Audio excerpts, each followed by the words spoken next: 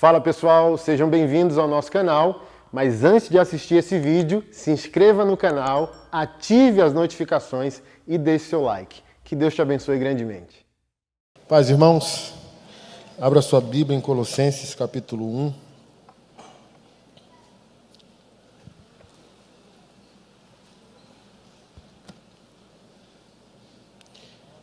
Colossenses capítulo 1, versículo 11.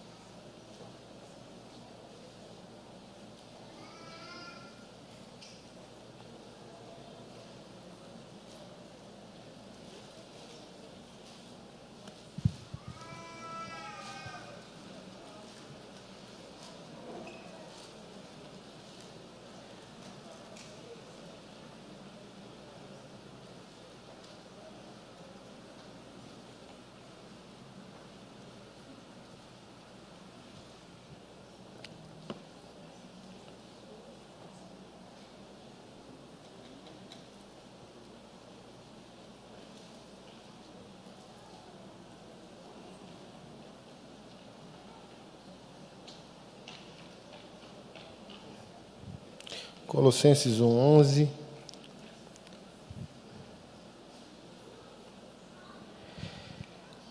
O apóstolo Paulo diz: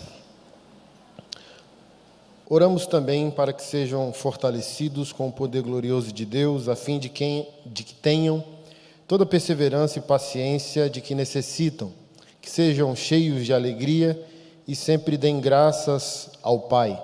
Ele nos capacitou para participarmos da herança que pertence ao seu povo santo, aqueles que vivem na luz. Ele nos resgatou do poder das trevas e nos trouxe para o reino de seu Filho amado, que comprou nossa liberdade e perdoou nossos pecados. Ele é a imagem, o Filho é a imagem do Deus invisível e é supremo sobre toda a criação. Pois por meio dele todas as coisas foram criadas, tanto nos céus como na terra, todas as coisas que podemos ver e as que não podemos. Verso 20.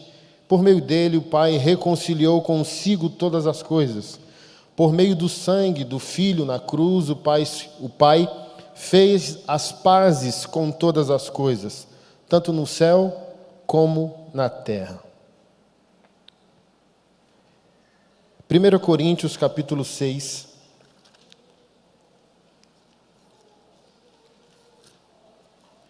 Versículo 20. O apóstolo Paulo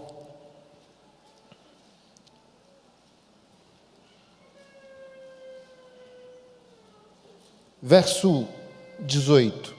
Fujam da imoralidade sexual. Nenhum outro pecado afeta o corpo como esse, pois a imoralidade sexual é um pecado contra o próprio corpo. Vocês não sabem que seu corpo é o templo do Espírito Santo que habita em vocês e lhes foi dado por Deus? Vocês não pertencem a si mesmos, pois foram comprados por um alto preço. Portanto, honrem a Deus com o seu corpo. E por fim, 1 Pedro, capítulo 1, verso 18.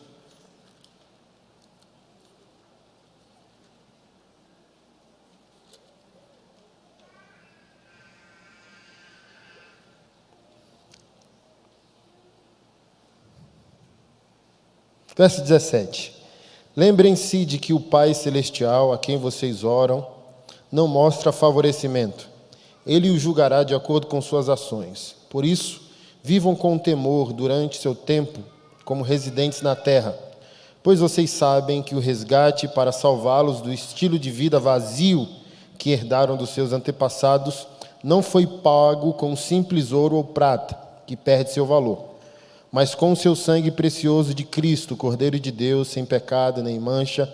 Ele foi escolhido antes da criação do mundo, mas agora, nesses últimos tempos, foi revelado por causa de vocês.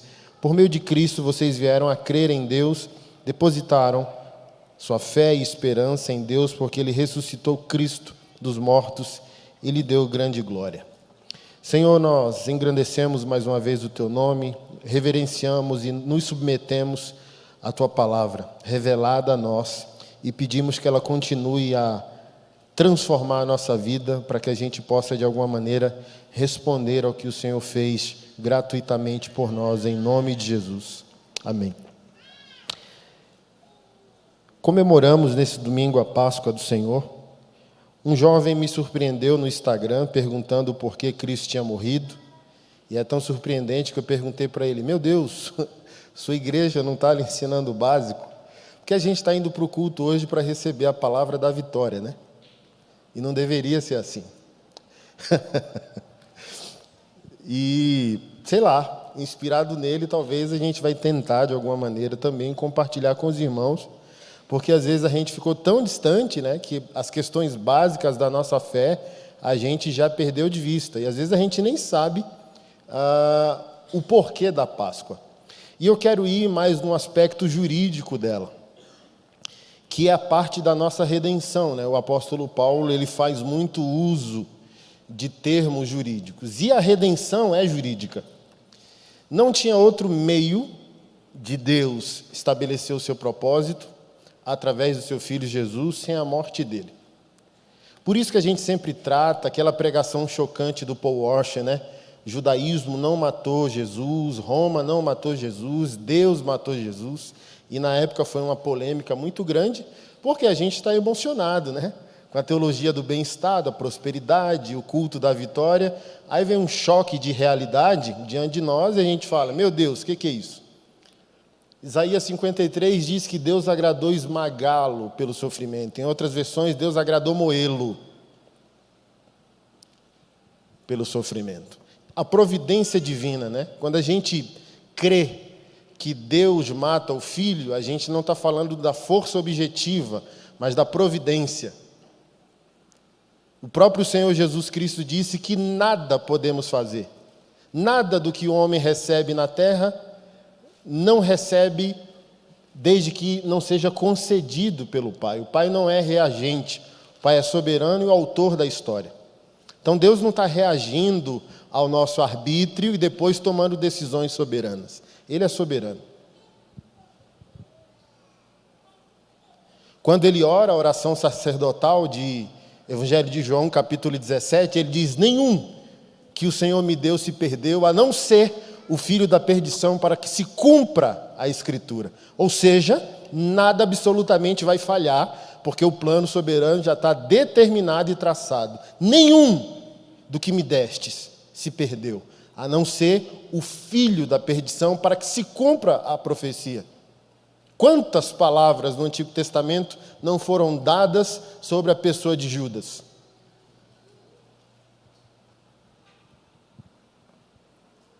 Isso é tão emocionante para quem ama a Bíblia como palavra de Deus, que o Senhor salmodiou da cruz. Não sei se você sabe. Meu Deus, por que me desamparastes? É um salmo, profetizando aquele momento. Ou seja, o Senhor não está reagindo. Seu Deus não é uma vítima da humanidade. Ele não é uma vítima sua. Eu acho que hoje eu vou dizimar, acho que hoje eu vou adorar, acho que hoje eu vou ofertar, acho que hoje eu vou jejuar. Aí você mexe Deus, sabe? Eu sempre gosto de brincar assim, ó, Deus, um anjo perguntando e Deus para baixo, sabe? Senhor, o que foi? O pessoal não está dizimando, o pessoal não está indo para o culto. Aí no outro dia Deus está mais corado, mais robusto, né? Parece estar mais forte. Aí o anjo pergunta: o que foi, Senhor? Hoje está mais para frente. Não, hoje o pessoal dizimou. Hoje, dizimaram, jejuaram, ofertaram, fizeram obra social e ainda cantaram lindo, lindo és. Aí levantou minha moral. Não é um absurdo pensar assim? Mas a gente está vivendo a nossa fé como se Deus estivesse reagindo ao que nós fazemos.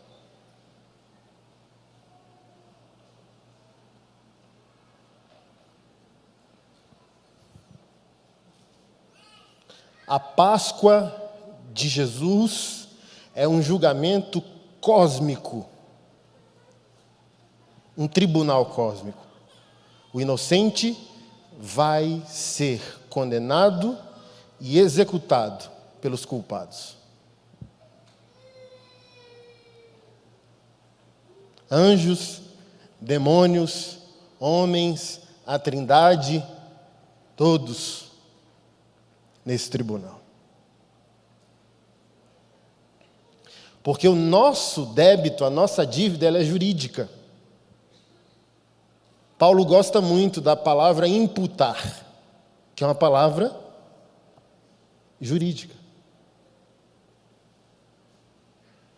E ele não imputa mais o pecado, e ele imputou a justiça. Então nós somos declarados justos. Isso tem um aspecto jurídico, porque é diferente de ser justo. Foi imputada a nós a santidade dele. Outra coisa é ser santo com fonte em si mesmo, que não existe. Tudo que recebemos como providência é por imputação, por decreto. Ele assinou, carimbou, está consumado e testemunha dizendo, ele não deve mais nada. Eu já tratei isso aqui com vocês ano passado. Ser declarado inocente não é a mesma coisa que ser inocente.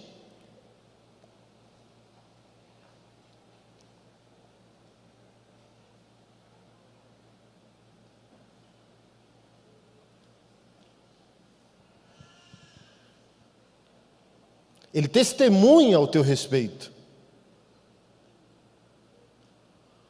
Mas seria loucura da nossa parte crermos que somos sem o testemunho dele.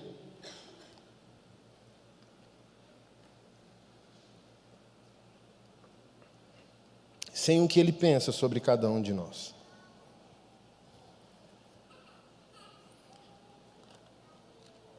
Então, desde a sombra, como diz o apóstolo Paulo, principalmente aos romanos, a lei é sombra do que haveria de vir. A Páscoa de Israel, o sangue no umbral da porta para que o anjo da morte não passasse e ferisse.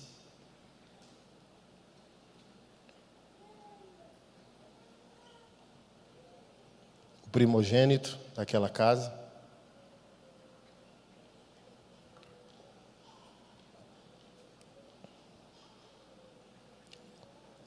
E o testemunho de João Batista sobre isso. Porque às vezes, quando lemos, perguntamos, por que o Senhor Jesus Cristo disse que João Batista era o maior entre nós, nascido de mulher? Porque ele teve um grande ministério, porque ele teve um ministério relevante? Na minha análise e opinião teológica, é porque ele foi a testemunha entre o salto naquilo que se chama de intervalo ou silêncio intertestamentário, por volta de 300 a 400 anos que supostamente Deus ficou em silêncio. João Batista viu Deus saltando da lei, invadindo a graça como providência através de seu filho. E ele exclama, e ele profetizava já, dizendo, vem um que é maior que eu não sou digno de desatar as sandálias dos seus pés. Eu batizo com água para o arrependimento. Ele vos batizará com fogo.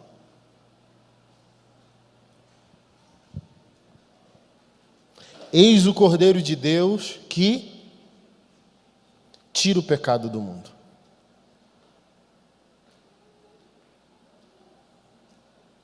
E isso por si só já é suficiente para cairmos diante do Senhor em adoração.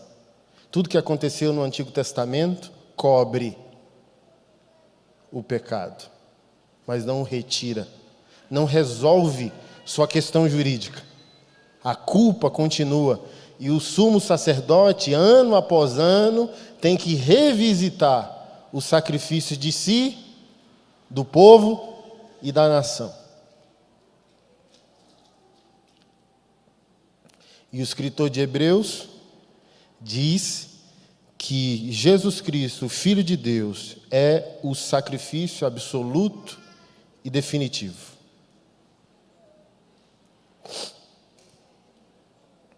Eis o Cordeiro de Deus, que vai resolver o nosso problema de maneira definitiva. Eis o Cordeiro de Deus que vai fazer com que a gente não viva mais de maquiagem nem de aparência. O que aconteceu conosco quando a gente viu um pouco do que possa se aproximar do que Cristo sofreu na cruz do Calvário através daquela obra do Mel Gibson? Dos filmes que relatam o sacrifício de Cristo, talvez o melhor, né?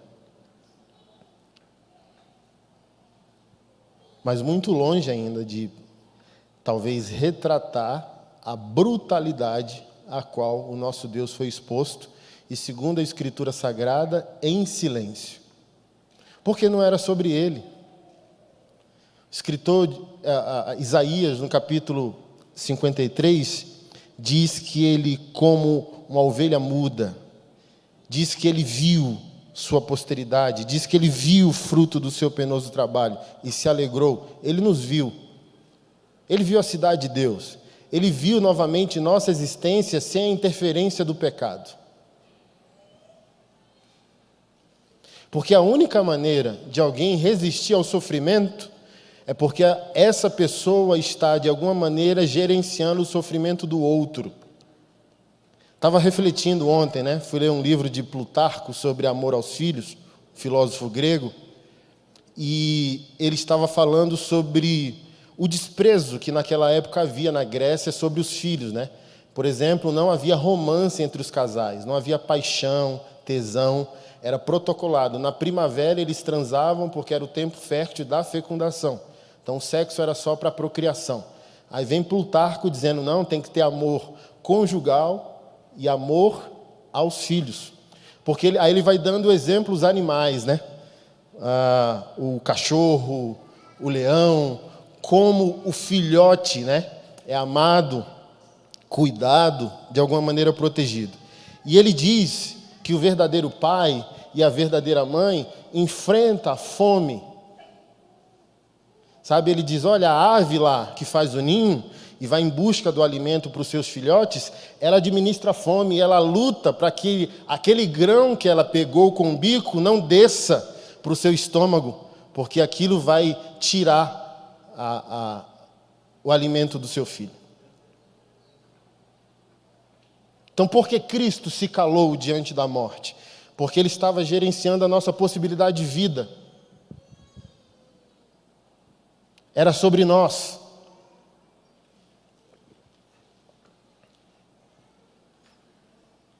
Não era sobre Ele. Não era sobre a culpa dele.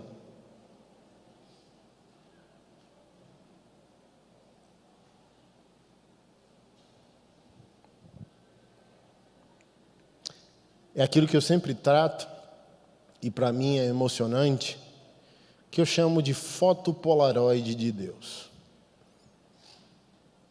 A gente sempre faz enfrentamento do pecado, levando, às vezes, né, tem dois extremos. A teologia do bem-estar, que diz que o homem é o centro de tudo, e o outro extremo é a gente confrontar tanto o pecado que impõe que o ser humano não é digno. E há dignidade no ser humano, né? Acho que foi Agostinho de Hipona que disse que, olha, descubra seu valor, e o seu valor é um Deus morto. Há um motivo na Páscoa, além da glória de Deus, que é a possibilidade da gente receber de Deus essa foto inicial, essa possibilidade de Deus mostrar para nós essa polaroid existencial, sabe? Essa impressão e a primeira imagem que Deus teve sobre mim e sobre você, sem a existência do pecado. Eu acho que isso já é motivo suficiente para movimentar Deus. Por que Deus faz o que faz? Por que Deus insiste tanto? Por que Deus deixa momentaneamente 99 ovelhas para ir atrás de uma? Porque ele tem esse sentimento primário de testemunhar ao nosso respeito quem éramos e quem poderemos ser, se dermos uma resposta à sua providência. E a Páscoa é sobre isso. Juridicamente não há nada que possam falar sobre você. Se você honra isso, é assunto para outra ministração. Mas o que é a Páscoa? É um decreto jurídico de que o povo de Deus não deve mais nada.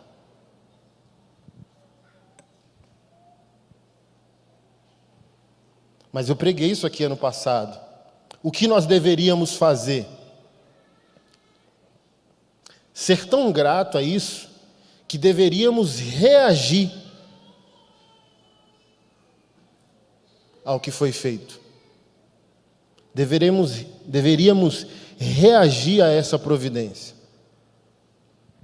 Deveríamos honrar aquele que nos ama de uma maneira que, mesmo que nós nascêssemos 1 bilhão de vezes, através do ventre da pessoa que talvez mais nos ama nessa terra, que é a nossa mãe,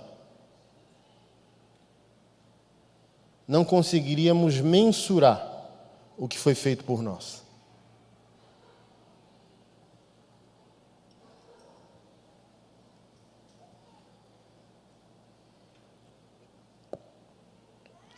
Ele nos resgatou. Ele não está nos resgatando. Ele não vai nos resgatar. Ele já nos resgatou. Aquilo que eu falei para vocês no domingo passado, foi domingo passado? Do já e do ainda não. Está feito. Se nós estamos reagindo a essa providência, é outra questão. É outra situação.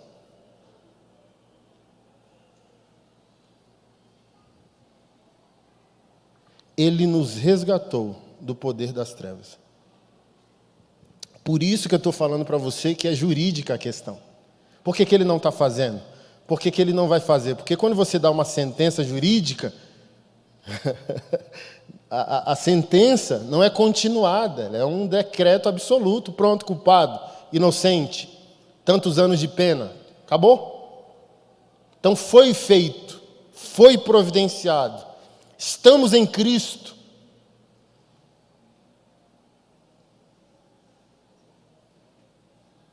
Como estamos reagindo a isso é a grande questão. Mas foi feito. O cordeiro foi imolado. A dívida foi paga. E o decreto de Deus foi estabelecido. Romanos 1:8, né? Nenhuma condenação há mais para aqueles que estão em Cristo Jesus, vírgula, que não vivem mais segundo a carne, mas segundo o Espírito. Ou seja, houve uma reação, houve uma providência, há uma reação. Porque, por exemplo, quando eu falei isso para vocês ano passado, sei lá,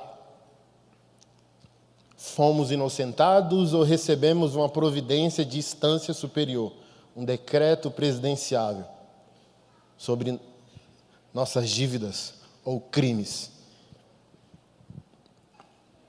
Tínhamos 30 anos de pena a cumprir e o perdão foi dado a nós. E essa pessoa que providenciou isso a nós, se depara conosco daqui a 1 ano, 2, 3 anos, 5 anos, e nós estamos vivendo da mesma maneira.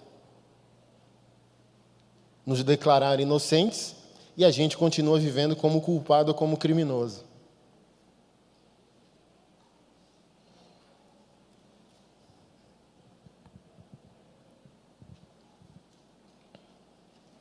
Ele comprou, o texto diz, em Colossenses 1,14, diz, ele comprou a nossa liberdade. Isso aqui é muito forte.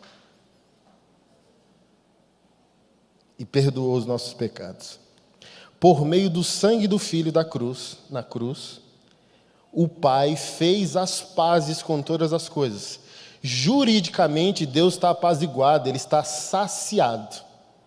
Tudo que a humanidade deve a Deus, Deus não possui mais o sentimento de dívida. O sacrifício do Filho de Deus apazigua os requisitos de Deus.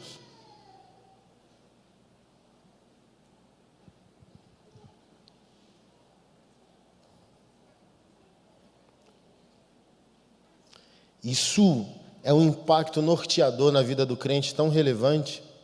Olha o que eu li em Paulo lá em 1 Coríntios 6. Ei, não viva de modo imoral mais, porque você foi comprado por sangue. Ou seja, gente, não é só receber o perdão de Deus e a graça de Deus como uma nova fiança, um novo patrocínio a viver do teu modo. O impacto é tão grande que você, em resposta a essa providência, se coloca como um devedor simbólico. Eu sempre dou aquele exemplo da reflexão de C.S. Lewis sobre o filho presenteando o pai no Dia dos Pais, com o dinheiro do pai. É bonito, mas não é real. Porque nenhum pai pode ser presenteado com o dinheiro que é dele. Então ele fica com a poesia. Qual é a resposta do cristão? Ele não pode pagar, mas ele ainda se reconhece como devedor. Não para pagar, mas para honrar, porque foi pago. Eu acredito que esse deveria ser o efeito da Páscoa do Senhor em nossas vidas.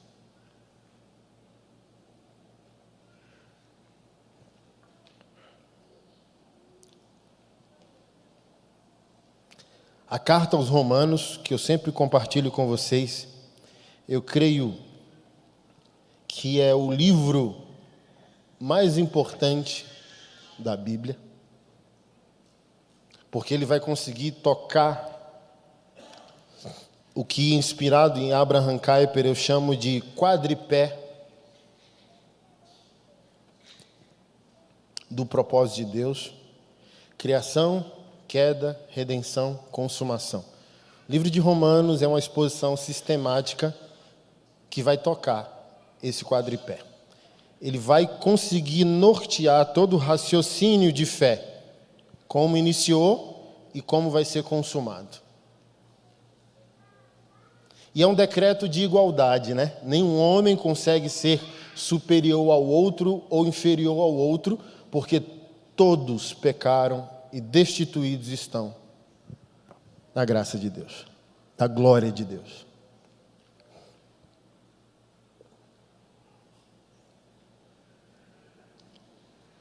E Paulo, em Romanos, dá esse norte, o do porquê da morte de Cristo. Você tem noção do tamanho e da relevância da sua dívida, da nossa dívida? O Filho de Deus precisou morrer. Então a nossa rebelião e a nossa blasfêmia não é coisa pouca, não é coisa fútil, não é coisa que se coloca debaixo do tapete. Deus precisou morrer, Deus precisou satisfazer na morte dele mesmo.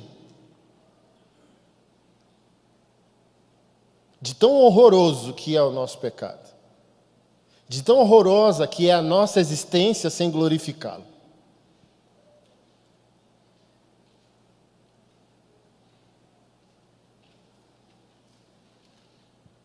Acredita porque a gente não tem noção espiritual da realidade do nosso pecado.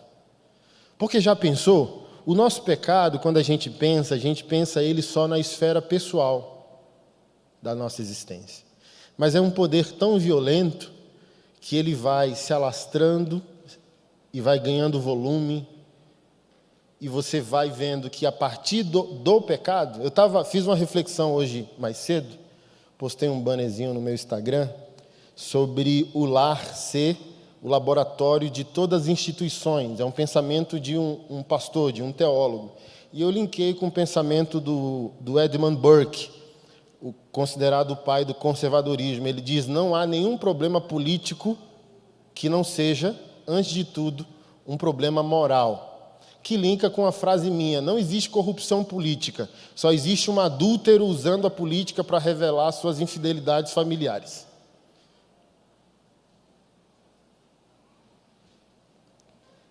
E essas infidelidades primárias, essa força pecaminosa pessoal, ela vai monstrificando tanto o ser humano que ele vai progredindo em sua maldade ou fazendo a cidade progredir em iniquidade. Porque, por exemplo, é o pecado pessoal que cauteriza a gente para a justiça social, a justiça coletiva, o direito do outro, a vida do outro, o bem-estar do outro.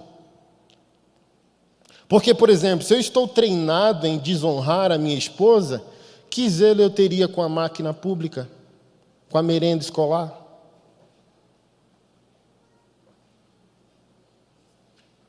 A banalidade diante da vida. Ontem vi um vídeo de uma briga de trânsito, de novo, parece que a pandemia ampliou mais o nosso adoecimento. O empresário parou, aí deu um tiro no motoboy, pela janela do carro, entrou no carro, saiu do carro, veio e deu mais 6 tiros. Por isso que o pecado não é coisa pouca, porque do pessoal é igual pornografia. Por que o ser humano chega ao ponto da pedofilia? Nem todo dependente ou usuário de pornografia é um pedófilo, mas todo pedófilo é consumidor de pornografia. Há um escalonamento do pecado à iniquidade. O que sobra da vida de Deus? Porque, por exemplo, onde há o temor de Deus, há um desespero para que esse pecado pessoal não escalone. Por exemplo, eu olho para mim, meu Deus, eu seria possível de um crime sexual contra uma criança? Eu falo, não. Por que não? Porque amo minha esposa e amo o sexo maduro. E o corpo de uma criança é como uma fruta verde. Sabe? Aí eu olho assim, me dá um asco, um desespero, eu não consigo raciocinar. Essa possibilidade não entra no meu raciocínio por inúmeros motivos. Amor à família, amor à Keila, que desastre moral, né? No meu caso, é impossível, é inviável, temor de Deus. A paixão sexual que tenho pela minha esposa, e essa troca, adulto com adulto, né? Intenção com intenção, prazer com prazer, a criança. Mas o cara que entrou na pornografia, ele não tem mais esse raciocínio. Virou um monstro. A cada passo que ele dá rumo à pornografia, o que era pessoal vai tornar coletivo. Vai virar uma bomba relógio. Ele não tem esse raciocínio. Ele não tem esse raciocínio que o freia. Ele não tem esse raciocínio de temor. Ele não está preocupado com ninguém, a não ser com a expressão monstrificada do seu prazer.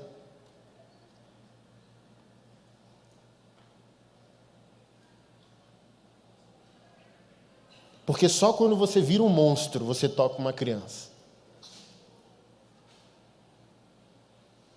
E pode ver, a pornografia está envolvida. Assim é um pecado. Ele nunca é pessoal. Guarde isso, porque Deus odeia o pecado. Ele nunca é pessoal. Ele vai sair da sua vida, vai tocar a sua família e vai chegar na cidade, muito em breve. É igual um vírus. O vírus não estava só na China? Pegou o mundo inteiro. O pecado é um vírus que tira a sensibilidade humana e vai mudando de jurisdição. Ele é sexual. O Burke é um cara político, conservador, graça comum. Ele diz, olha, não há nenhum problema político que antes não seja um problema moral, ou seja, pessoal. Na minha fala se você adultera, você vai ser corrupto. Não tem cara corrupto fiel no casamento, não tem.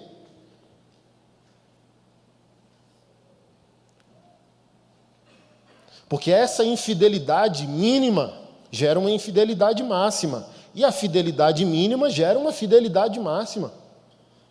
Porque eu estou zelando pelo micro, eu vou zelar pelo macro. Porque eu estou destruindo o micro, eu vou destruir o macro.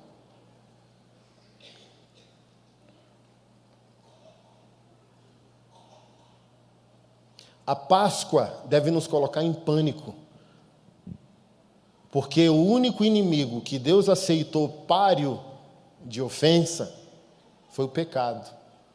Já falei isso para vocês, o diabo não é inimigo de Deus, porque para ser inimigo você tem que ter equivalência de poder. E o diabo não tem equivalência de poder. A Bíblia diz que ele é o inimigo das nossas almas. Mas para ser inimigo de Deus, você tem que criar semelhantemente. E o diabo não cria, ele distorce. Mas pensa numa dedicação. Por exemplo, a Bíblia não diz que Deus abomina Satanás. Mas a Bíblia diz que Deus abomina o pecado. Na minha leitura e conclusão, o pecado é o único poder existente que desconfigura o testemunho de Deus. O pecado desconfigura a estética. Essa é a raiva de Deus. Eu lembro que eu falei isso ano passado. É como se a criação fosse um quadro, uma obra de arte. Qualquer artista que tiver a sua arte sabotada vai ficar chateado. E Deus é um artista, criou, e o diabo vai lá e maculou, por meio do pecado, a obra de arte de Deus.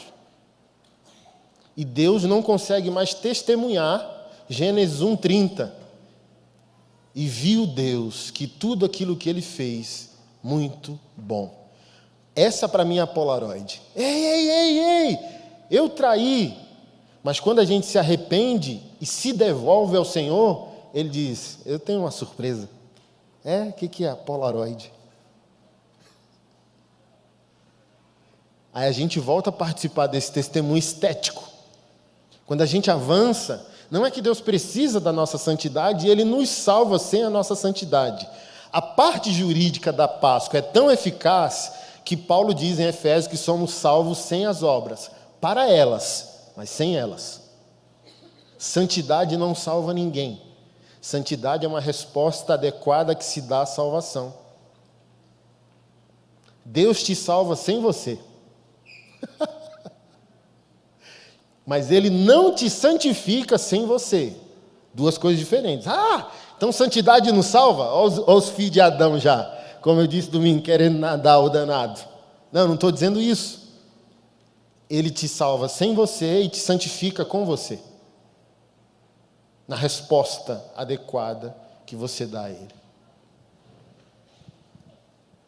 Mas a Páscoa é um documento de perdão. Está consumado. É outro termo, a palavra grega é outro termo jurídico, onde uma autoridade competente pega o seu anel, não existia, mas nem sempre era usada a assinatura. Como as autoridades se falavam, o selo da autoridade, ou o selo real. O documento era redigido e a autoridade pegava o seu anel com a vela derretida e carimbava. Está consumado.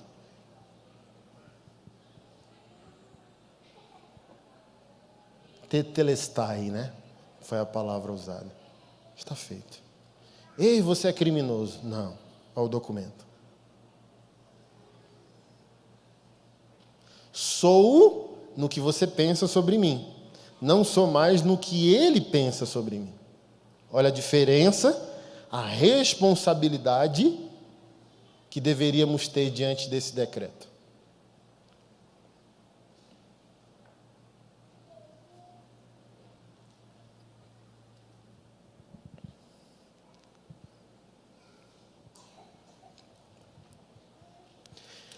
Romanos capítulo 3, vamos dar um passeio em Romanos.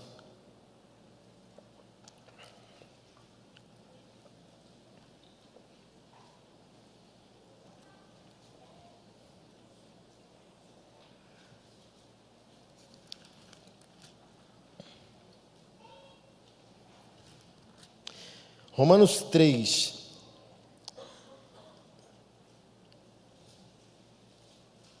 verso 23. Pois todos pecaram e não alcançam o padrão da glória de Deus. Mas Ele, em sua graça, nos declara justos por meio de Cristo Jesus, que nos resgatou do castigo dos nossos pecados.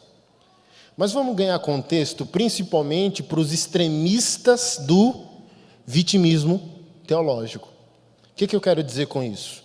É que nunca pensa a partir agora do decreto. Ei, não anda mais curvado não. Estava no treino de jiu-jitsu e o mestre falou bem assim, ó, quando eu era solteiro, não andava assim? Agora está casado, 4 filhos, está assim, né? Não quer brigar, foge e tal, mas aí, bora! Pensa aí que está solteiro, infla esse peito, vem para cima de mim. Mais ou menos isso. Tem 2 extremos, o crente folgado, que acha que é alguma coisa, sabe? E o do tipo, não, eu sou mesmo. O carrapato do cocô, do cavalo, de Jacó, vermezinho, tal. E a gente tem que encontrar um meio termo. Você não é lá essas coisas todas, mas você não é qualquer coisa também. Você é portador da presença de Deus nesse mundo.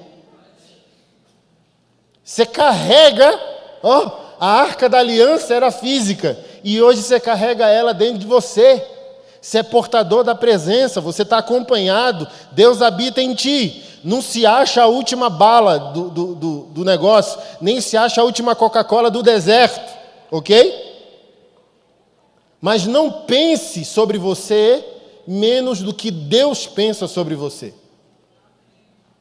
Perdoado, justificado, redimido, santificado e útil para toda boa obra. Eu não, assim, ó, qual que é a questão? Quem é você? Eu não sou lá essas coisas todas. Mas Deus diz que eu sou alguma coisa. Vamos lá. Vamos lá.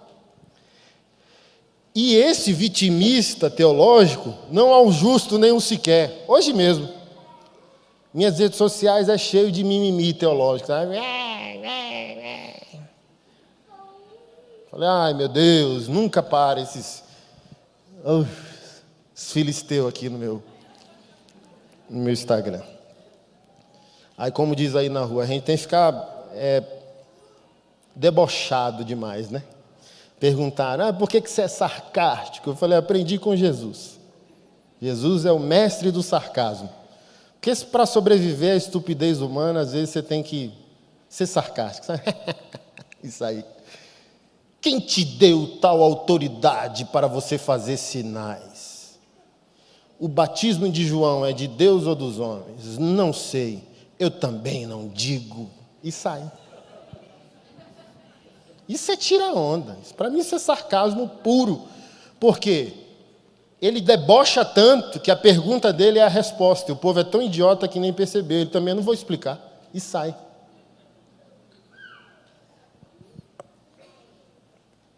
Eu falei, sarcasmo é sobrevivência. Mas vamos voltar para cá. Paulo, primeiro, nos dá um diagnóstico sem a providência de Deus em Cristo Jesus. Ele exclama o desespero desse diagnóstico e pergunta qual é a solução. Está no texto, é igual as pessoas perguntam, pastor Anderson, o que é o espinho na carne do Paulo? Está no texto, a gente que gosta de viajar. Uns dizem que era, olha só o nível, uns dizem que era homossexualidade. Outros dizem que é de tanto que apanhou, eram os olhos dele, que ele estava quase cego. Mas está lá no texto, está no texto. Está no texto. Mas o que a gente gosta, para justificar uma fase da nossa vida, a gente gosta de pegar recortes da Bíblia para criar um hino de pertencimento e autojustificação. Por isso sempre me perguntam, pastor, você também crê que Jesus é a chave hermenêutica? Não, a Bíblia interpreta a Bíblia. Só leia, macho, não fique inventando não. Leia, creia e receba a palavra de Deus como providência. Toda ela. Mas vamos lá. A ladainha teológica de quem não quer triunfar. Porque também foi dito, em Cristo Jesus temos o triunfo. Em Cristo Jesus somos mais que vencedores. Isso para enriquecer? Não, contra o padrão desse mundo, triunfaremos. Como eu disse domingo passado, até perdendo estamos ganhando, porque o Senhor vencerá através de nós e glorificará o nome dEle.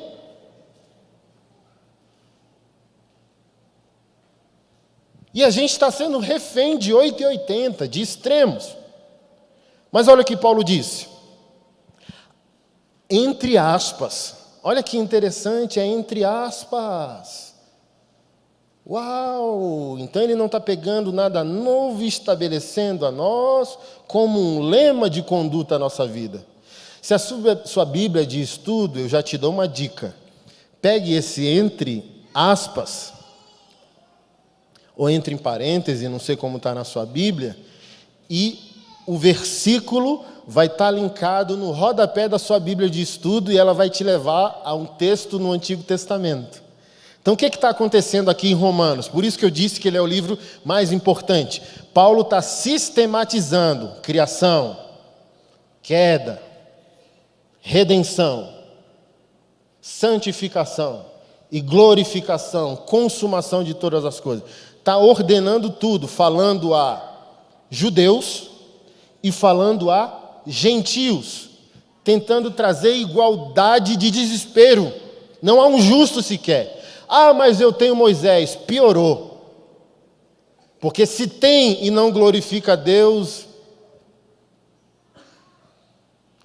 O próprio Paulo aqui em Romanos diz, olha, eu estou fazendo o que eu estou fazendo para despertar ciúme nos meus. Eles têm a lei, os patriarcas, as promessas e a aliança.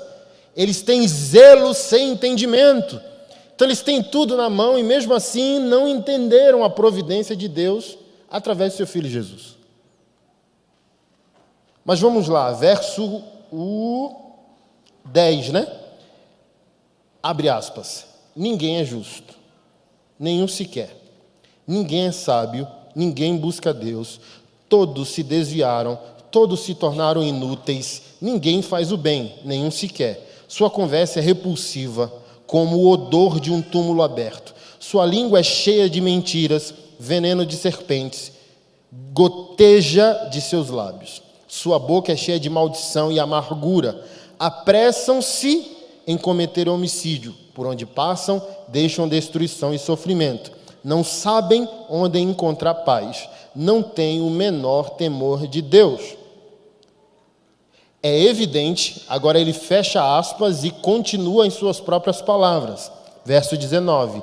É evidente que a lei se aplica àqueles a quem ela foi entregue, pois seu propósito é evitar desculpas e mostrar que todo mundo é culpado diante de Deus, pois ninguém será declarado justo diante de Deus por fazer o que a lei ordena. A lei simplesmente mostra o quanto somos pecadores. Em outra passagem, ele também relata toda a nossa condição e diz: quem nos livrará do corpo dessa morte?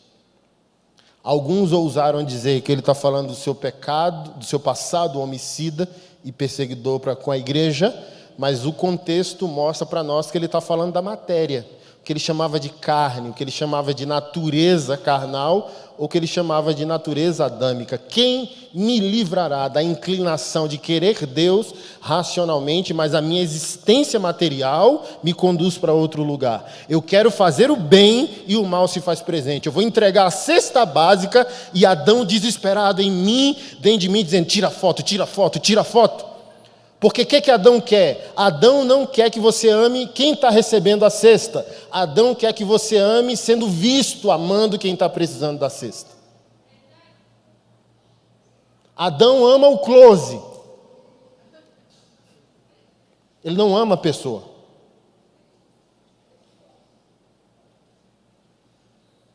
Quem vai nos livrar dessa condição desesperadora? Porque, irmão, todos somos assim, todos nós. Até aquele que diz, eu não sou assim, é pior. É pior, porque vai ter o orgulho de não ser assim. Porque, por exemplo, vamos lá, na Bíblia, a mãe foi lá, conversou com Jesus sobre os 2 filhos. Senhor, será que o senhor podia fazer um lobbyzinho, um gospel? Tenho 2 filhos, está andando com o Senhor. Bota uma direita e uma esquerda. E o Senhor falou bem assim, ó, seus filhos nem beber meu cálice conseguem. E começou aquela conversa, aquele contexto lá. Tal, não cabe a mim. cabe ao Pai em sua providência. Os outros discípulos ouviram a conversa, ficaram sabendo da conversa da mãe. Aí você vem, né? Porque assim, ó, se você estivesse lá, você ia ficar meio assim, perplexo. E vai que Jesus dá a providência de sentar à direita e à esquerda. Você fala, droga, perdi, porque não pedi antes. Mas como você não estava na conversa, você vem depois, você vem santo. O santo gospel, sabe? Que isso? Oxe, irmão, tá na carne. Uai, tanta coisa para o irmão preocupar. O irmão foi preocupar se vai sentar do lado direito ou esquerdo. Mas quem aqui é filho de Adão e Eva que não desejaria sentar à direita ou à esquerda do Senhor? Quem censurou os dois irmãos é pior que os dois irmãos, porque o desejo é o mesmo. Mas nosso orgulho carnal, animal, é tão grande que a gente finge que é melhor que o outro, porque está pecando de maneira distinta. E aqui não quero fazer um campeonato de pecado, mas a nossa ganância carnal é a mesma. Soberba, orgulho, altivez, arrogância, proeminência. E o Senhor Jesus vai nos dando pistas. Quando entrar num lugar, não procura as primeiras fileiras, senta no fim, deixa alguém te honrar. São treinamentos, ninguém aqui melhora. A matéria não se converte, a natureza adâmica, ela não converte. A alma ou o espírito converteu e comunga com o Espírito de Deus. Porém, o próprio apóstolo Paulo falou que há uma guerra cósmica constante. O que arminianos e calvinistas vão crer, alguns mais místicos, outros não, mas sempre existe uma guerra espiritual pelo destino da existência humana. Uma batalha.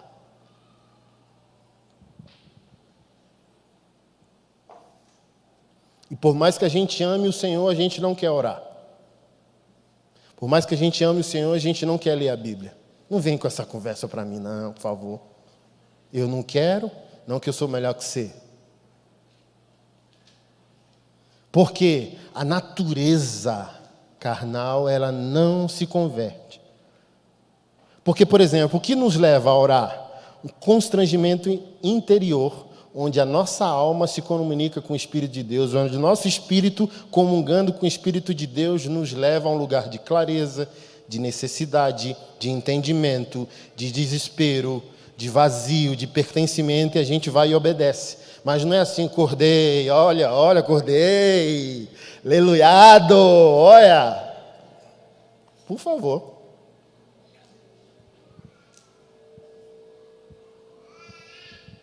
Não. A nossa obediência é antinatural. A nossa disposição. Por isso que o apóstolo Paulo diz, quem nos livrará desse corpo?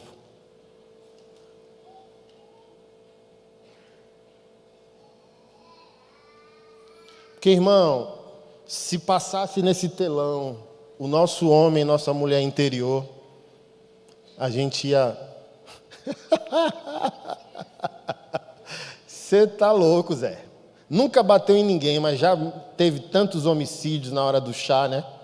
A senhora nunca abriu a boca. Nossa, como o Bezalel é pacífico. Que rapaz de Deus. Nunca abriu um A, né? Para xingar ninguém. Mas só ele sabe o quantos homicídios ele não tramou dentro dele, sabe? Sentar, cruzar as pernas, pedir um café e dizer, rapaz, por que eu aguentei aquilo? Por que eu não reagi? Por que, sabe? É igual aquele papo do D.A. Carson, John Piper, acho que o Tim Keller falando de casamento. Aí olha só que coisa linda, 40 anos de casamento, outros 50. Quantos anos de casamento? 35. E você, 40. Já pensaram em divórcio? Never, never, never. Nunca pensamos em divórcio, só em homicídio. Gente, é aquilo que eu falo a vocês, sabe? Do tipo assim, 5 minutos casado com alguém, todo ser humano que tem os pés no chão da vida real, sabe que já tem motivo para divórcio. 5 minutos depois de dizer sim, meu Deus, por que eu disse sim? E agora vai ter que levar para casa, não tem como voltar para casa da mãe e do pai. Isso é ilusionismo, gospel, sabe? As pessoas não sabem lidar com a natureza humana, porque elas acham que conversão é entrar numa Disneylândia gospel. E elas não sabem se manter constantes no chão da vida real.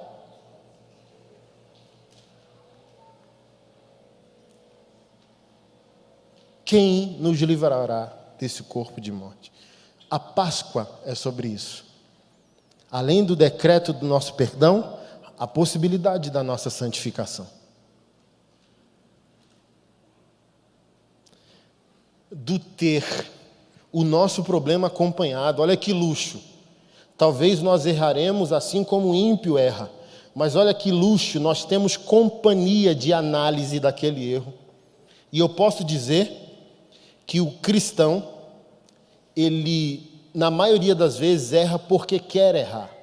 Peca porque quer pecar. Por quê? Ele tem uma lanterna existencial. Ele tem uma diferença do ímpio. O ímpio não escolhe, o ímpio está escravo de sua condição pecaminosa. Um dia um cara veio me dizer, vocês crentes são careta, não transa, não cheira, não bebe. Eu falei, oxi, conversa. Mas, eu falei bem assim, olha só, a gente é livre. Eu posso cheirar, posso beber, posso transar. Mas eu sou livre, eu escolho, você não. Você é escravo. Você tem que trair, você tem que cheirar, você tem que beber. Eu não. Eu não tenho porque eu fui liberto. E o crente ele foi liberto. Ele não está mais refém do pecado, em sua grande parcela. E ele tem essa lanterna. Quando o mal se faz presente, ele tem ferramentas de perceber. Quando você vai dar a cesta básica que Adão acordou, você sabe porque você sabe. Passamos por isso recentemente. Está ali o Ismael, os meninos foram comigo aqui num centro de ensino especial. E, por inúmeros motivos, houve uma preocupação entre a diretoria da escola e sobre a possibilidade política daquela ação. Aí, por exemplo, a gente estava levando cesta básica, a gente estava levando carne, a gente estava levando frango para as crianças. Aí do tipo assim, fomos lá, mobilizamos, uma equipe foi para Samambaia, uma equipe foi para Ceilândia, outra equipe foi para Taguatinga.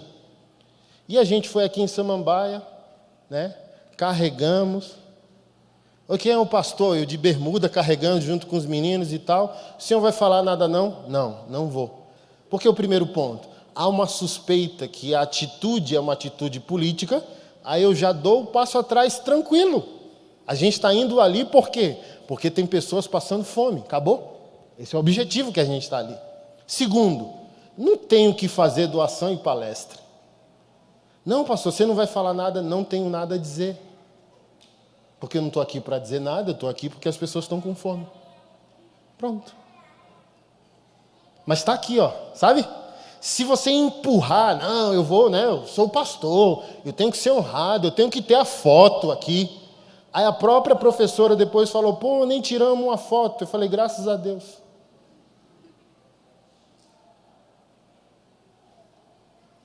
A gente sabe, está aqui, ó. Nascemos de novo, o Espírito Santo fica aqui arranhando, ó, sabe? O que você quer? Qual o objetivo final? É minha glória? São as pessoas que estão sofrendo? Ou é o seu nome?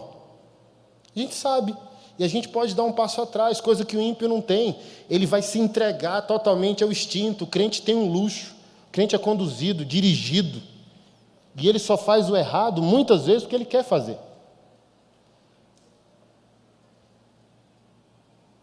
Então, quando você for dar a cesta básica que Adão ficar, ó, ou o Espírito Santo, você fala, eita, vem cá, dá aqui no meu lugar.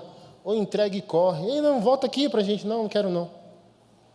Porque você está vendo o perigo que aquilo corre, sabe, de ser visto pelos homens. E nesse contexto, Jesus Cristo falou, receberam a recompensa em vida. Foi muito bom, a pessoa vai comer. Mas Cristo está dizendo que há uma recompensa quando a gente faz o que faz. Quem quer ser visto, não vai ser lembrado. Então vão honrar a gente aqui, mas ele não vai honrar a gente lá. Então quando a gente perceber isso, esse mecanismo interior de querer uma honra que não é nossa, que a gente fuja. É por isso que eu não entendo crente brigando na igreja por cargo, por sabe não sei o quê. Eu fico tão abismado com isso, Porque eu falo, ninguém está brigando para lavar banheiro de igreja, ninguém está brigando para tomar conta dos carros no estacionamento. Aí fica uma vaidade pelo louvor, fica uma vaidade para ser pregador, mas está lá o estacionamento vazio, precisando de alguém com a lanterna. Crachazinho, boa noite, cuidar do seu carro. E o banheiro. A escola de todo pregador, olha, eu sou bom. Lute contra o sou bom. Suma. Conde Zinzendorf, o líder dos moráveis, disse isso. Sirva, pregue, morra e seja esquecido. O seja esquecido eu não quero. Eu quero ser lembrado. Daqui a 500 anos. Vão ler minha história, se Jesus não voltar, para se inspirarem, não por causa do... Mas eu entendi o que ele quis dizer. Mate seu orgulho.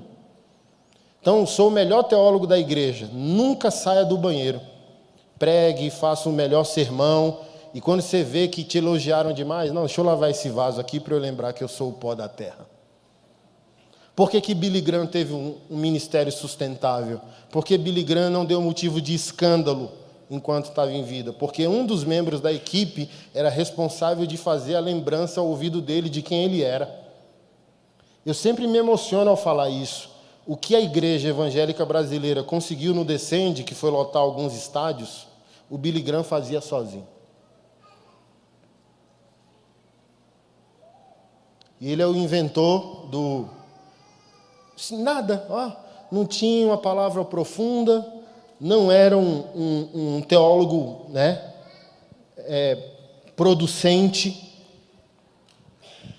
sistemático. E foi, sabe o R.R. Soares, assim, o tiozão? Foi o criador do Jesus te ama e eu também. Eu quero Jesus. Estádio lotado. Por quê? Porque ele parava, ele descia de um momento como esse. Quem vai ficar livre de Satanás com o estádio lotado? Ninguém. Nenhum de nós. E quem dizer eu consigo, mentiroso, mentirosa. Porque é orgulho do mesmo. Não, eu não tenho orgulho de lotar um estádio. Mentira. Tá mentindo. Não tem. Estrutura humana não aguenta o louvor, a honra, o sucesso, a prosperidade. Só amadurece quem se treina. E Billy Graham tinha o integrante da equipe pelo treino, a sua natureza humana, a lembrança de sua condição. Ele descia e o cabo ia atrás dele, imagina. Do pó, imagina, irmão, você contrata um obreiro. Sabe, hoje os pastores contratam o social media, né? Bezalel fica atrás do pastorando assim. O Billy Graham contratava o cara, quando ele descia, ele ia no cangote do Billy Graham dizendo: do pó viestes e ao pó voltará. Nada é sobre você, tudo é sobre Jesus. O povo é dele, o louvor é dele, a glória é dele. Você está louco, cachoeira?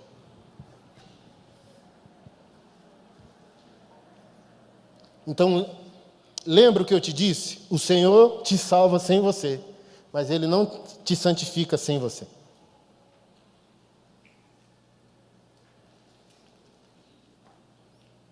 Páscoa em Israel.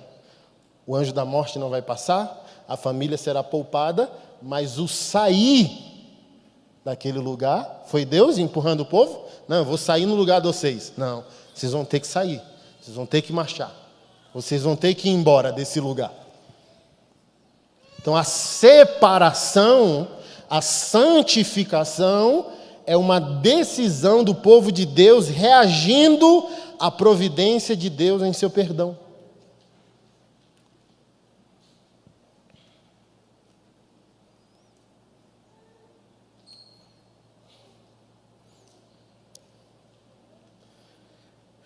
Verso 23 de novo: pois todos pecaram e não alcançam o padrão da glória de Deus, mas Ele em sua graça nos declara, não reconhece, não está escrito Ele reconhece que somos justos, está escrito Ele nos declara justos.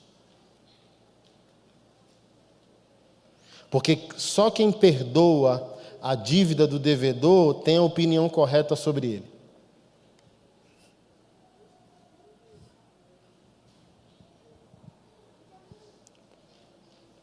Ele nos resgatou do castigo por nossos pecados.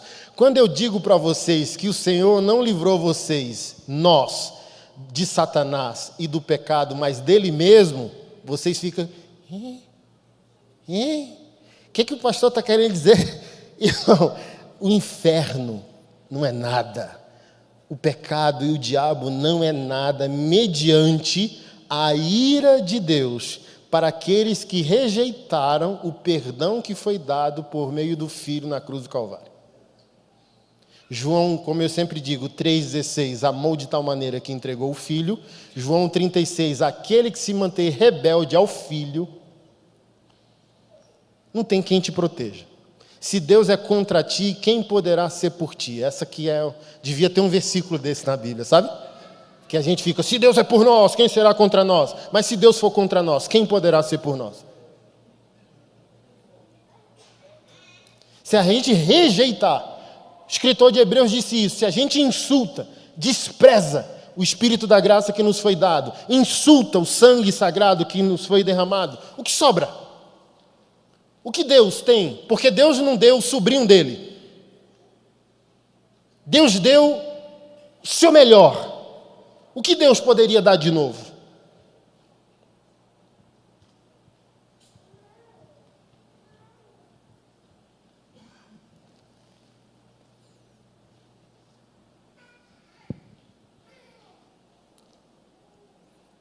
Ele nos resgatou do castigo por nossos pecados. E não é o diabo que vai castigar ninguém. É aquilo que a gente sempre tenta falar para vocês. O crente crê no folclore que o diabo é dono do inferno. Olha, irmão, luta para ir para o céu, porque o diabo no inferno, olha, o atormentador do inferno não é o diabo. O atormentador do inferno é Jesus. O inferno é obra de Jesus. O inferno não é obra do diabo. O Evangelho, qual é a boa nova dessa Páscoa, pastor? Jesus é Deus te livrando dele mesmo.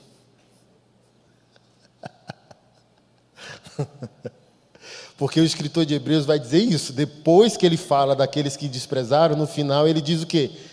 Triste coisa cair nas mãos do Deus vivo.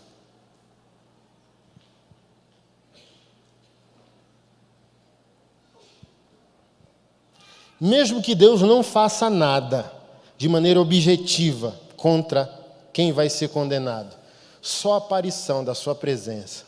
Está louco. Eu estou aqui, toda vez que uma canção cristocêntrica toca, ou eu vejo a graça comum, às vezes numa canção secular, meu coração já se rende assim, Maranata. Mesmo que eu não seja salvo, preguei isso aqui em 2021 para vocês. Mesmo que eu, pastor Anderson, aqui eu não estou floreando pavão. Mesmo que eu, pastor Anderson, no dia do Senhor não seja salvo, qualquer pessoa em sã consciência adoraria a Jesus no grande dia, mesmo que condenado. Se eu for um condenado ao juízo eterno, eu lhe devo adoração. Então, toda vez que eu ouço sobre a sua grandeza, a sua majestade, ou eu ouço o clamor, sabe, quando eu vejo um Renato Russo cantando, eu falo, meu Deus, que dia terrível. Não é que eu estou curtindo a música dele, é que o que ele canta o condena, e o que ele canta nos condena diante da majestade do Senhor. Então assim, o Senhor não precisa chegar naquele dia para te atormentar. Ele é um tormento. A perfeição dele é um tormento. A santidade dele é um tormento. Por que eu me rendo? Por que eu choro ao ouvir o nome dele? Porque só da minha imaginação pensar o dia glorioso da aparição majestosa, santa, total e perfeita do Senhor, o que sobra de mim? O que sobra de mim? A única maneira de eu sobreviver a essa aparição é estar selado, como Paulo disse, com o espírito da promessa. e com o sangue do Cordeiro. Sabe? A Páscoa. Aqui na minha testa. O sangue do Cordeiro, sabe? Então assim, ninguém conseguirá sobreviver na presença do Senhor.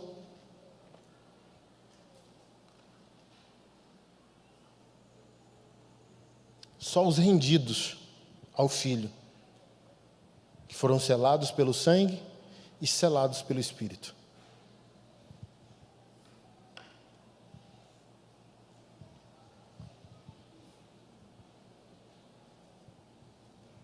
Então o diabo não vai pegar você.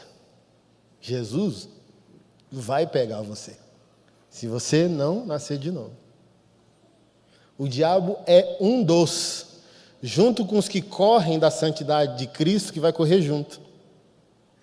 Sabe o que João diz? Procurarão a morte fugirá deles. Morte fugindo, ímpio fugindo, diabo fugindo.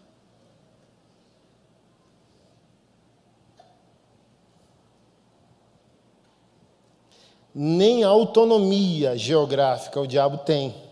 Por favor, gente, vamos ler Bíblia. Pedro diz em sua epístola que ele e os anjos caídos estão acorrentados e guardados para o dia do Senhor. Uai, como que o diabo está agindo no mundo, pastor Anderson? Sob providência. Martinho Lutero diz, diabo é o diabo de Deus, um cachorro acorrentado. Opa! Só vai até onde eu mando.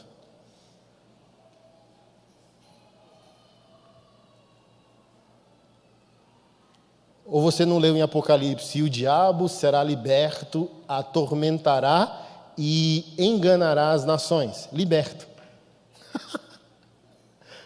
Ele não tem autonomia geográfica. Aquele moço que estava com a legião de demônios, que entrou nos porcos, adorou, reverenciou e pediu permissão de sair do homem e entrar no porco. O diabo não tem gerência da própria existência.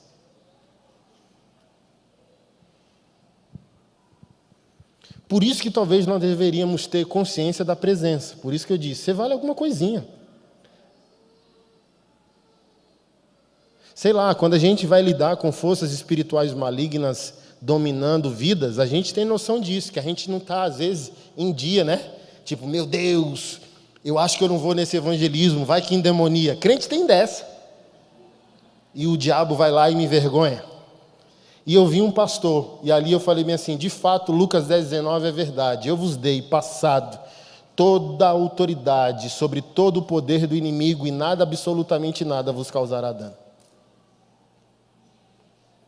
Aí o pastor foi... Olha o nível. Porque o diabo sabe que crente é um povo de folclore. No passado tinha que se estivesse tomando banho e o anjo passasse, ia ficar. Que se dormisse sem roupa e o anjo visitasse, ia ficar. Era tão desesperador, não chegou a ser no meu tempo, é o tempo da minha mãe, da minha avó lá convertida, né? Que os casais entravam em tamanho desespero que eles namoravam com roupa. Mandava fazer aquelas roupas de batismo, sabe? Com furinho certo. Que é assim, vai que a gente está namorando aqui, o anjo passa e a gente fica. E o diabo sabe que o crente é um povo folclórico, imaginativo. Porque o crente também acha que se ele merecer ter poder, ele vai conseguir.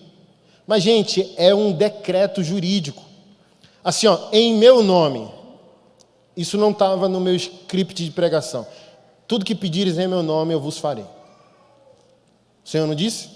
O Senhor não disse? Você já percebeu que a maioria de nós entende que em nome de é como nós terminamos a oração?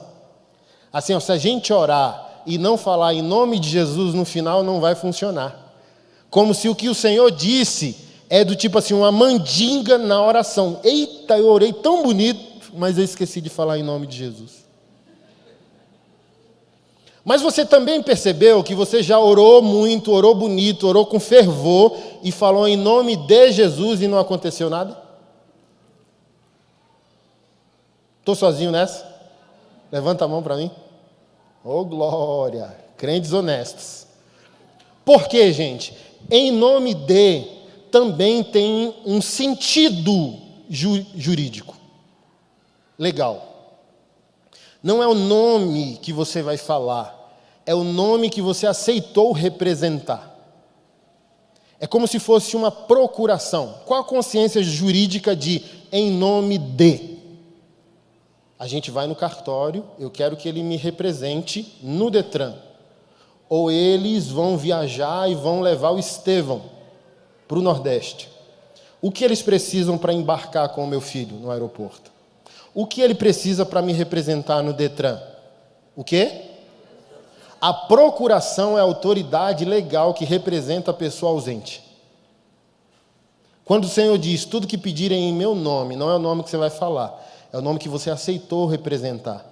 O decreto da cruz me dá a procuração de uso da autoridade do nome da pessoa que está ausente.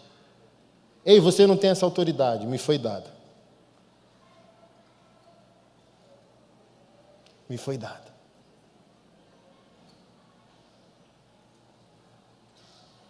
Então, quando a gente ora sem a consciência que não é o que a gente acumulou, que a gente acha, deixa eu jejuar mais, sabe, para aumentar o combustível. Deixa eu orar, meu Deus, vou orar mais. Um dia, uma mulher usada por Deus ia fazer uma cruzada, teve um acidente, ela não conseguiu fazer a cruzada de milagre e acharam um pastor substituto, tão usado quanto ela. O evento era 7h, e 4h informaram a ele que ela não poderia ir. Aí ele falou, meu Deus, que peso, vou ter que me consagrar. Aí falou para a equipe dela, não, então vou ficar orando das 4 até as 6h30.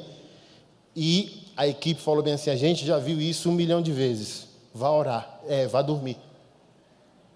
Vá dormir. Só tenha consciência da presença, vá dormir. E ele ficou impactado, porque ele achou que assim, não, vou jejuar, vou orar, vou ler aqui uns 10 versículos para merecer ser usado. Para o Espírito, assim, desentupir o cano para o Espírito Santo fluir, sabe? E eles falaram assim, vá descansar a sua mente e o seu espírito, vá repousar. Confie na presença que te habita. Falou que esse pastor, 10 minutos antes de chegar no estádio, a unção que estava fluindo da vida dele já estava curando no estádio sem ele chegar. Porque não é ele. Mas deixa eu voltar ao pastorzinho. O pastorzinho vai lá, o demônio, eu não vou sair. Vai, em nome de Jesus você vai sair. Não vou, porque você dorme sem cueca. Vai que o Satanás está lá dizendo, vai que cola. Crente é um povo esquisito, vai que cola eu falar que eu não vou sair porque assisti um capítulo da novela. Um episódio do Big Brother. Vai que cola que eu vou dizer, faltou R$1,50 do dízimo. Nossa. Mas o pastorzinho era safo, dizendo, com cueca ou sem cueca, em nome de Jesus, saia. E saiu. Porque não é sobre nós, sobre Ele. Eu acho que a Páscoa precisa trazer essa consciência do tabernáculo, né? João 1. E o Verbo se fez carne e habitou entre nós, né? A palavra grega usada é tabernacular, que dava a consciência do povo judeu dessa proximidade do Senhor. A Páscoa trouxe Deus para perto. Emanuel, ele está aqui, ele é meu vizinho. Ele montou a tenda dele do lado da minha tenda. Ele construiu a casa dele do lado da minha casa. Deus está perto em Cristo Jesus. Então a Páscoa não precisa da ritualística. As pessoas sempre me perguntam, pastor Anderson, eu não gosto de datas, porque eu gosto de consciência. Se a data não me trazer uma concretude de consciência, não vale. É dia das mães, dia das mulheres, dia... Não, ok, que bom que é uma data. Mas você está pegando essa data para viabilizar a consciência da vida. Olha só, o pessoal fica na raparigagem o ano inteiro, mas na Semana Santa não come carne, tem que comer peixe. Aí Jesus fala, agora sim. Agora está me honrando, né? Perguntaram para mim no Instagram, pastor, pode comer carne na Semana Santa? Eu falei, não pode deixar ninguém com fome. Seu pecado. Pecado é você saber que alguém está com fome e não providenciar comida. Com todo respeito aos irmãos, né, católicos, mas que besteira é essa? Raparigou, não dizendo que é uma situação de todos, né? Fosse evangélico, eu também falaria. Aí tem irmãos católicos na raparigagem o ano inteiro, mas a Semana Santa é santa. Não pode carne, tem que ser peixe. É Natal. Oh, não.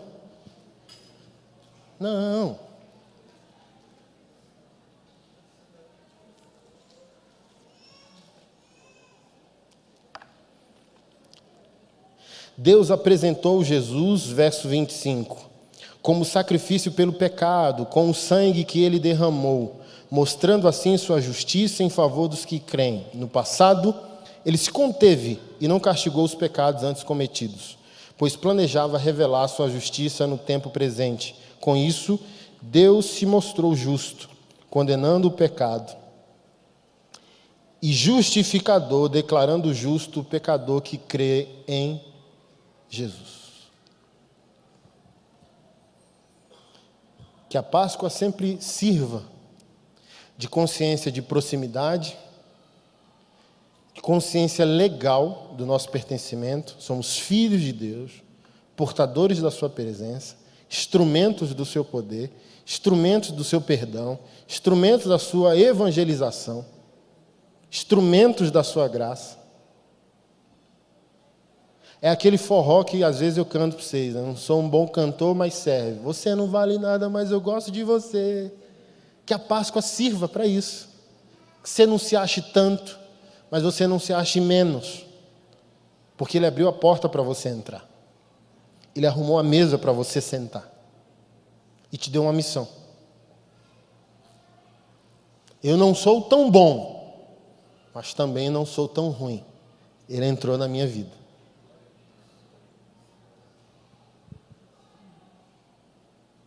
Porque, olha só, vamos lá para o entendimento perigoso, que na pessoa errada gera o efeito errado. Esse decreto jurídico do perdão de Deus não perdoará pecados, perdoou pecados. Perdoou ontem, perdoa agora e perdoa os que vão ser cometidos. Meu Deus do céu, meu Deus, aquele velhinho bravo, mano, calvinista, que o Jack não gosta dele, Graconato, é um velhinho rabugento, calvinista, pastor rabugento, velho, mas gente boa, biblicamente correto. Ele postou hoje, dizendo bem assim, a Páscoa de Jesus perdoa todos os pecados, inclusive o suicídio.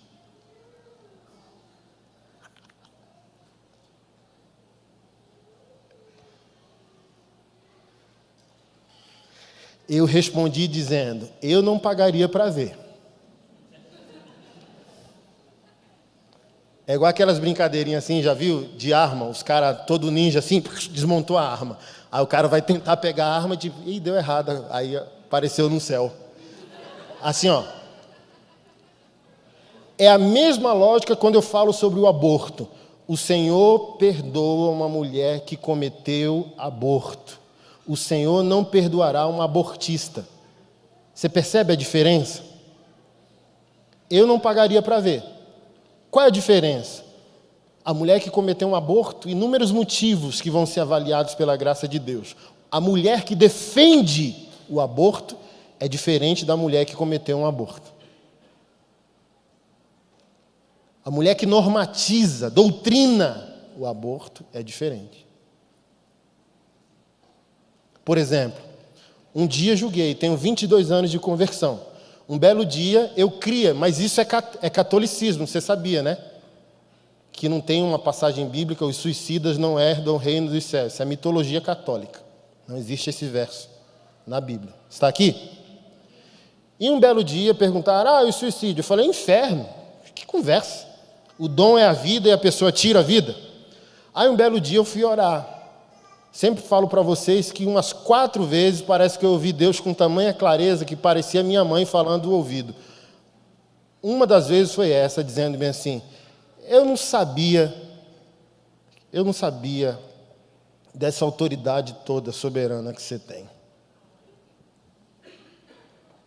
Você é o suicida? Não. Você estava lá?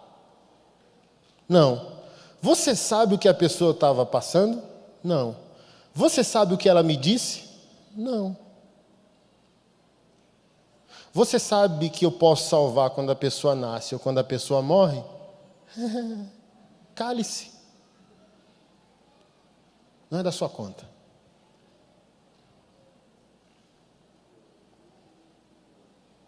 Parece ser apologia, né? Então se está perdoado eu vou fazer. Como eu disse, eu não pagaria esse preço. Caro demais, para descobrir do outro lado que não era assim. Porque tudo que a gente pensar aqui teologicamente ainda é teologia. Está aqui?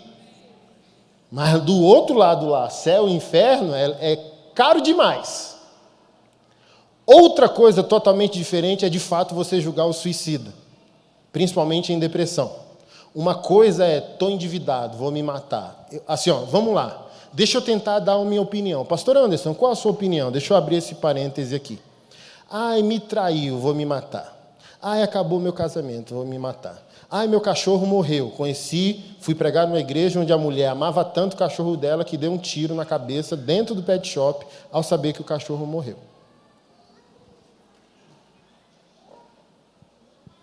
Fizeram bullying. Inúmeros fatores que poderiam ser contornados com resistência, resiliência, perseverança. Você está aqui? Outra coisa totalmente diferente é a depressão. Eu recomendo os senhores e as senhoras darem um Google quando o culto terminar. Mente de pessoa sadia.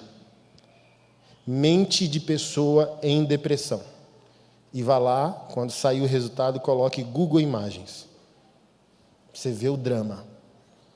A atividade neural do cérebro em atividade normal e todas as partes, o azul, o vermelho, o amarelo, sinalizando que o cérebro está em atividade plena, em todas as suas funções e lóbulos. E a pessoa em depressão, a mente está cinza. O crente aceita que o corpo tenha câncer, mas o crente não aceita que a mente tenha depressão.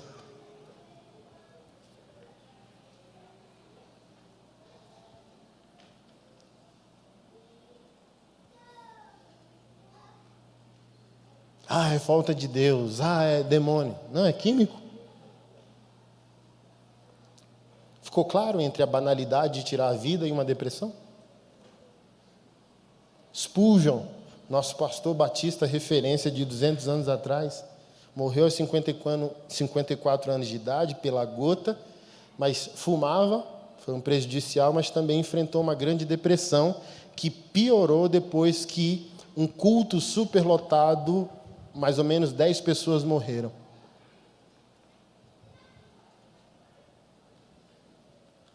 Paulo, em uma das passagens, não digo que era depressão, mas ele diz, chegamos ao ponto de desesperar da própria vida.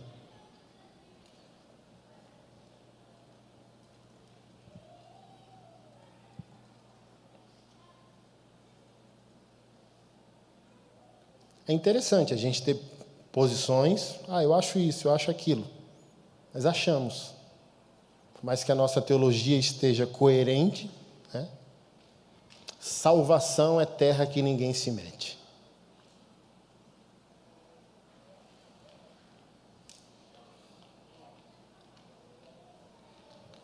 Julguemos vidas, estilos de vida, comportamento, doutrina, por aí vai. Salvação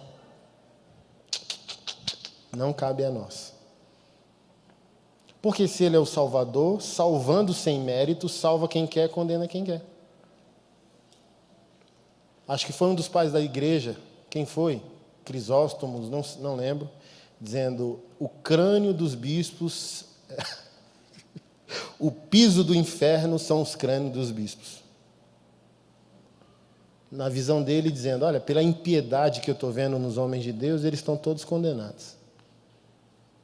Então Deus pode estar salvando pessoas ao 49 do segundo tempo e dizendo talvez que aquelas que jogaram o jogo todo não vão ser salvas. Jesus não disse: os primeiros serão os últimos serão os primeiros.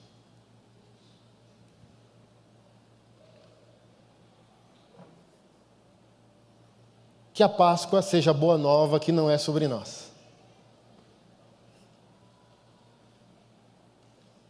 Que a Páscoa traga clareza ao povo de Deus que é sobre ele aquele ditado popular: enquanto a vida há esperança. Carregamos uma mensagem de boa nova, de evangelização, de perdão de Deus e de conscientização que Ele está perto, que Ele está próximo. Que a gente continue confrontando os canalhas, sim, mas pregando esperança nesse mundo caído. O Senhor está aí para nos redimir, o Senhor está aí para nos reencontrar, e Ele está com a Polaroid. Oi, o que é isso na mão do Senhor? A foto envelhecida sua, de quando você prestava. Aqui, nessa foto, é a sua existência sem a interferência do pecado. Deixa eu te mostrar o quanto você era bom. Se o pecado é o exercício que eu sempre peço à igreja e os meus alunos a fazerem. Feche os olhos e tente visualizar quem você seria, o que você teria, o que você poderia e como seria o mundo se Adão e Eva não tivessem pecado. Está tudo na Polaroid. Façamos o Anderson a nossa imagem e semelhança. Clique! Polaroid. Aos piores dos homens, Deus ainda tem uma mensagem de esperança. Amém, igreja?